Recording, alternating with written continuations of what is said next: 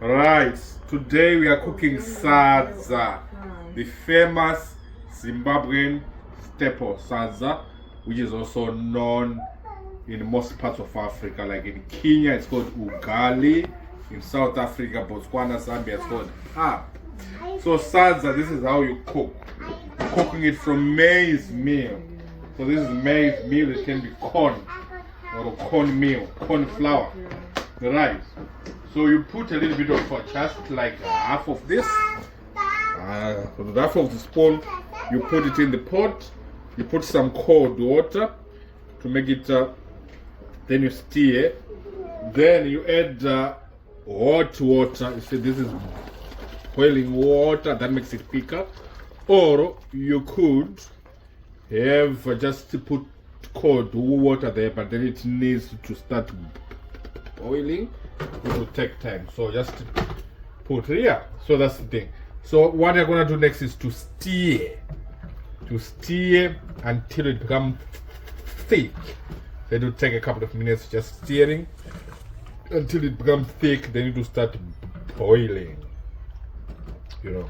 So I'm just gonna continue to do this until it becomes thick. Then you see, you can even close it, then give it a few minutes, but you need to stir until it becomes thick and boiling. Then you take it from there. Right, so what you do, you continue stirring and stirring and stirring. It really takes a couple of minutes for this until it becomes this, you see. It's now becoming thicker and thicker.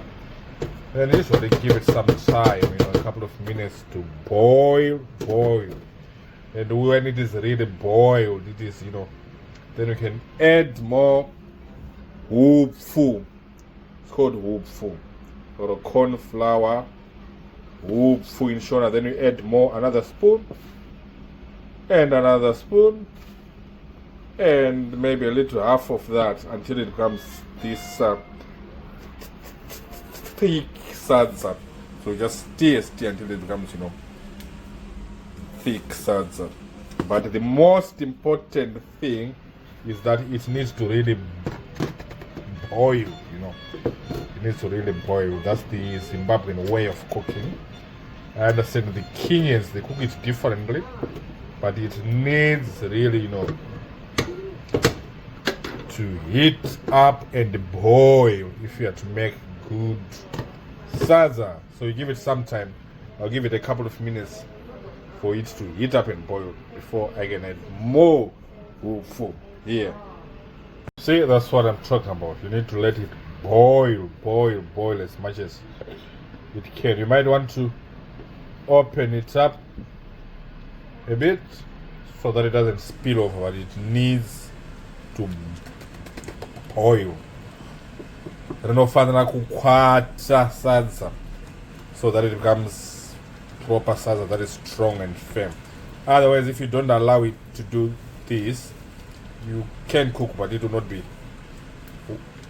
proper, or what we call mbodza. It will not be nice eating it.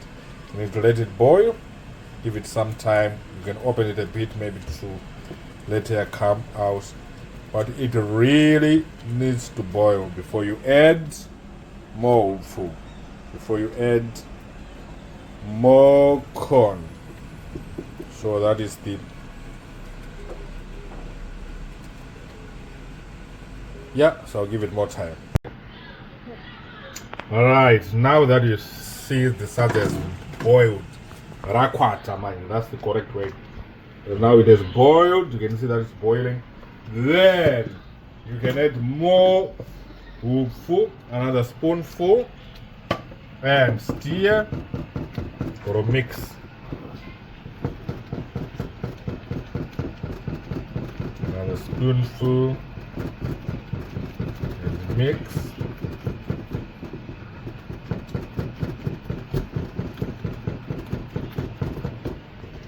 And again, let's go. Another spoonful.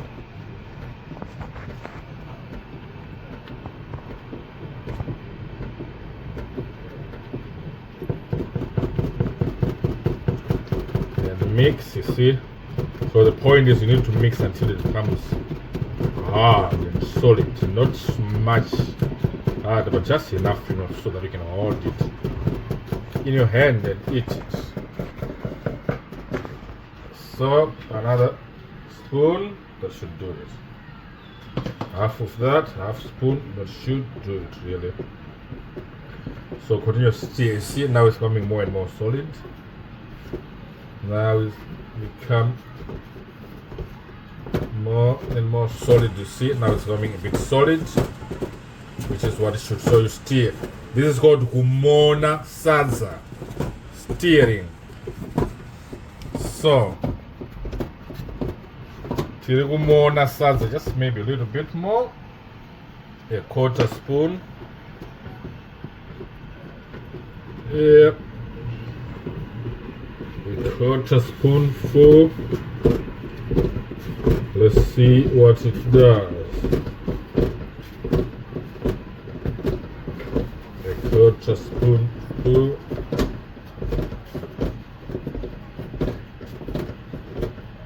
Yeah, this should really do it. Not so hard, so that the kids can also enjoy it if it's not so hard.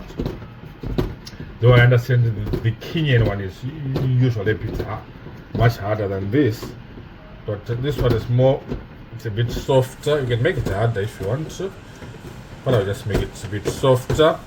Now the cooking part is done. You can close it to make it simmer. Then reduce your